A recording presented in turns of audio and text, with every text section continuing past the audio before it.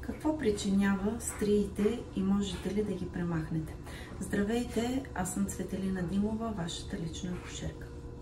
Докато тялото ви расте и се променя, можете да забележите малки блъднати ивици по кожата си.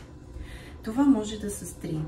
Поне половината от бременните жени получават стрии по време на бременността си. Стриите се причиняват от промени в еластичната поддържаща тъкан, разположена точно под кожата.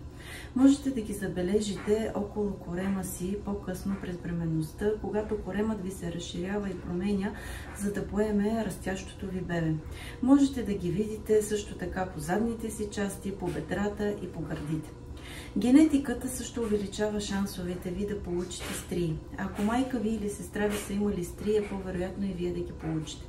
Вашите шансове да получите стрии също се увеличават, ако носите близнаци и ако вашето бебе е голямо. Може ли да се предотврати появата на стрии? Много кремове, лосиони и смеси твърдят, че предотвратяват появата на стрии, но няма доказателства, че действат. Стриите избледняват с времето, но обикновено не изчезват напълно.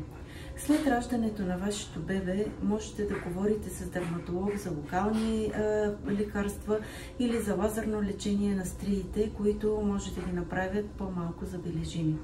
Но опитайте се да мислите за тези белези като за емблема на това, което сте постигнали, носейки и раждайки вашето бебе. Споделете това видео, за да достигне до повече хора, а за още полезни съвети последвайте страницата на Кабинет Радост.